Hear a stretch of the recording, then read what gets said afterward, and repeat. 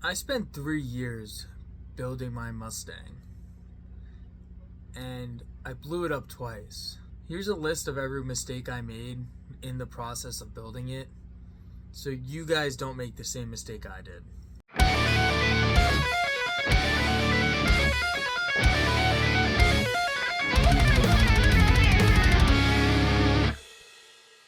Mistake number one I made. I bought a car with body damage that totally slipped by me and couldn't be repaired. So when I first looked at the car, I saw some faded paint, some scuffs. The door had a nice sized ding in it, and I didn't think too much about it. I was just like, oh, I can get the car wrapped. I can replace a door. How hard is it to replace a door or find an SM95 door? I was so fucking wrong. So when I finally started really working on the car, I pulled that little plastic trim piece, and when I pulled it, I found fucking this. Oh my goodness!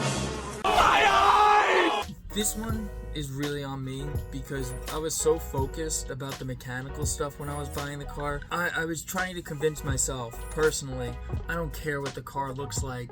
I don't need it to look amazing as long as it runs good and it's fun to drive. I was so wrong about that, and I kept trying to convince myself, oh, just because the door has the ding in it, I haven't replaced it yet, it's fine. I have a spare door I can throw on it at any time. Oh, just because it's got this discombobulated mess, I'll just paint black over it and act like it's not there. But every time I open the bay and I see this,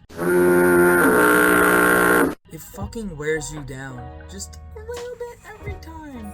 And just the fender never lined up, the hood that I put on it never lined up, and because of all the mechanical issues I was having, I wasn't able to address the body issues, so they just compounded and got worse. Just every time I would go out and work on the car, I would see these things and I would just be like, this is such a pile of shit. I don't even want to work on this. But yeah, that's mistake number one. Don't buy a car with a lot of body damage, especially if it's been in an accident. It's really bad and the accident wasn't fixed, because it will bite you in the ass. Don't do it. Mistake number two.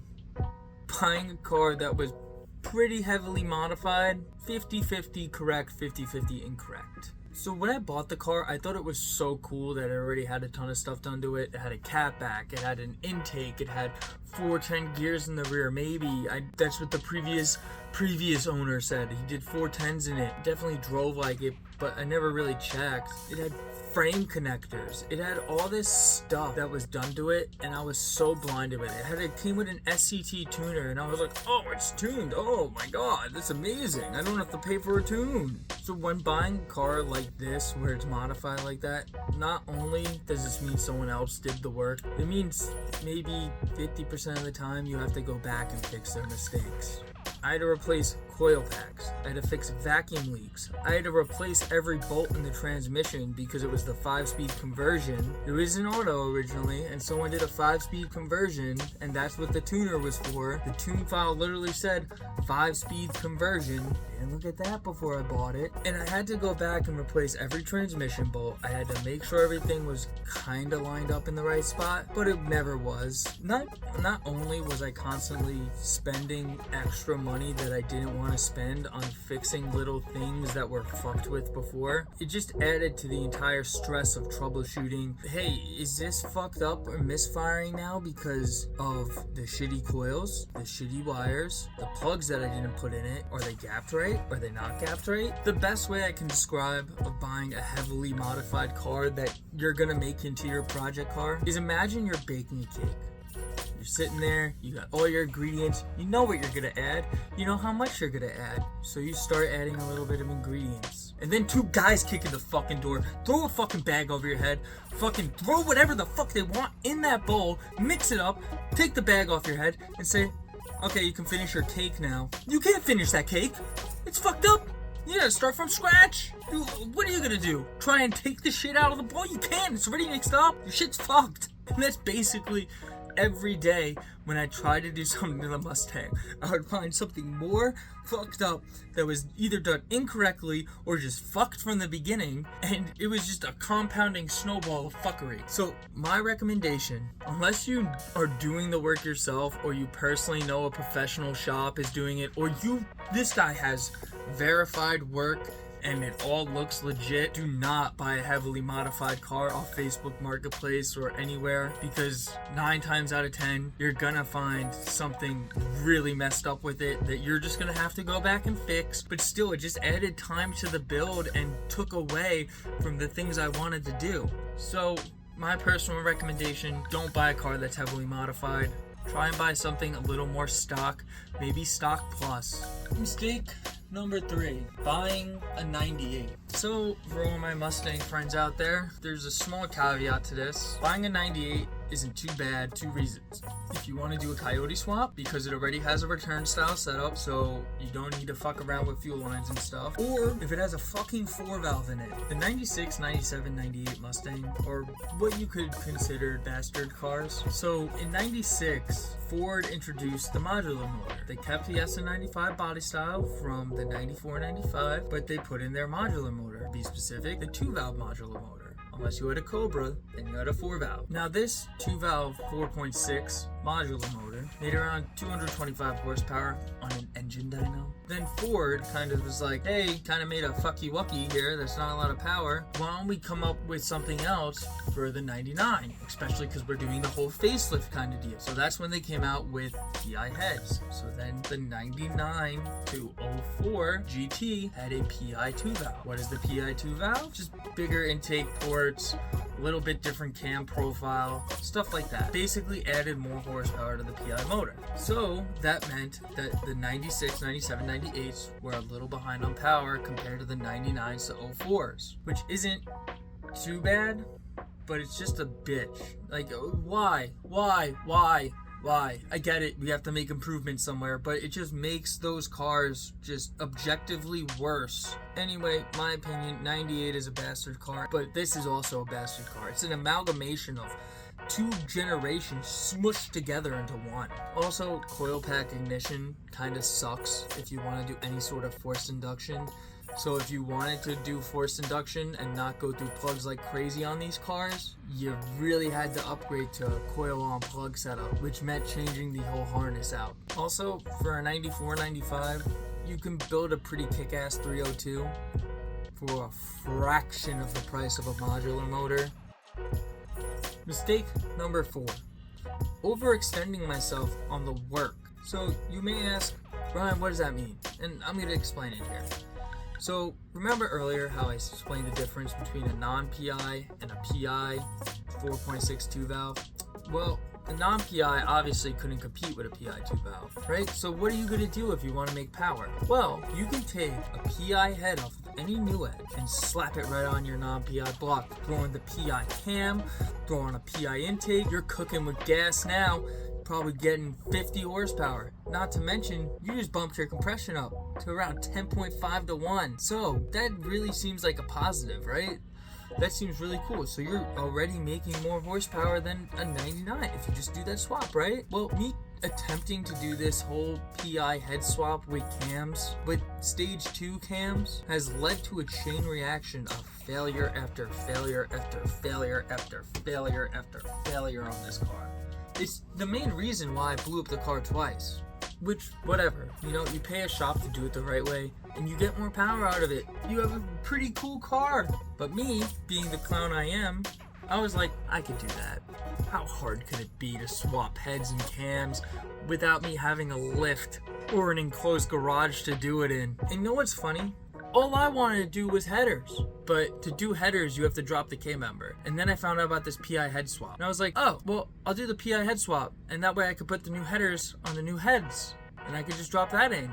That would be easy. And then I'll get more power of the PI heads. And then I thought, hey, while I have these new heads, I'll put every single piece of trick flow component in it. And then I thought, oh, while the heads are out, I might as well put in cams. That's great. Yeah, on a motor that had 160K on it. What was I thinking? What could have possibly gone through my mind? So yes, my simple header job snowballed into this massive fucking job where I ended up spending up way more money than if I just wanted to do the headers. And honestly, I probably wouldn't even be making this video if I would have just dropped the K and did the headers. And I let all my modifications and all the things I want to do snowball out of control. I had this sitting in front of my fucking house for 2 days.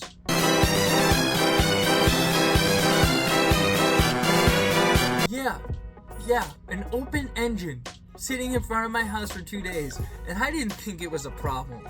So my advice, don't let your modifications snowball out of control like I did, and know your limits. Like, I thought I could do all this, and clearly I couldn't. Mistake number 5, not knowing when to call it quits. Okay, so I'm not just saying to just give up and like be like, oh, get all poopy pants and I'm just gonna give up.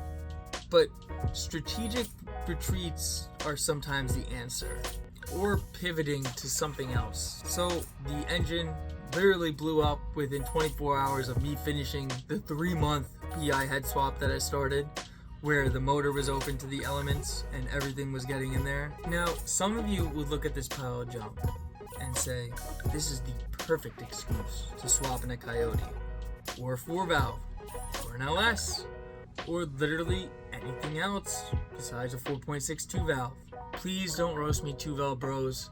I know, hashtag 2 valves for life. But this was the perfect opportunity for me to build this into like a legitimate race car. Like, the motor was trashed. I could do anything I want. I have a blank canvas. That's what the smart person would do. Well, me, I literally looked at this thing and I said the 3 words you should never say. I can fix it. That, my friends, led me down a path of incredibly stupid decisions. Like, literally the worst decisions you could ever make. All the mistakes, all at once, all at one big time.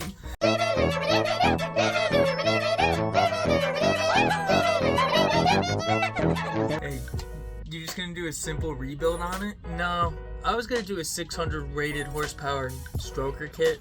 You know, even though on the motor that will never hit 600 horsepower unless I run like 15 pounds of boost on it. Oh, that's cool. So you're gonna like put a supercharger or a turbo on it? Like, that's gonna be really cool. Well, nah, I already did headers, so turbo's out of the picture. And I want to keep it NA because I bought custom grind camshafts made for naturally aspirated motors. Oh, that's super cool.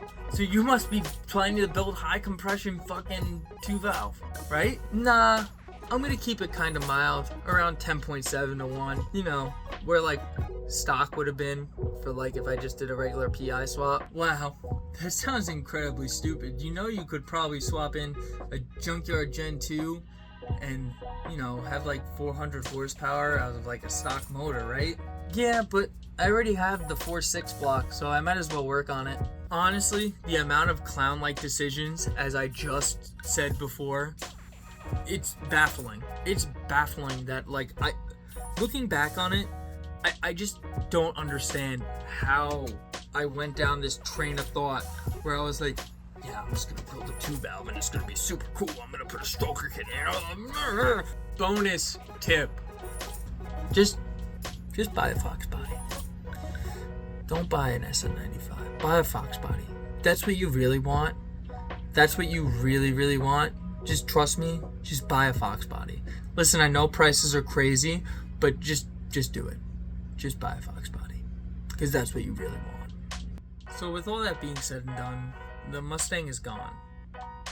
Did I learn a lot from it? I would say a decent amount. Do I really know what I'm gonna look for in my next shitbox project car? 50-50. I kind of have an idea of what I want to look out for. Am I gonna make mistakes? Yeah, 100%. I can 100% own up to it. I'm gonna fuck something up. And will I blow up more motors again? Yeah, I 100% am. I want to say no, but shit happens. I just thought, honestly, it would be funny to share all this stuff. Well, thanks for watching, guys. I hope you enjoyed. If you guys like content like this, where it's kind of like just talking, let me know in a comment. Subscribe, like the video. That always shows support. See you guys next time. Peace out.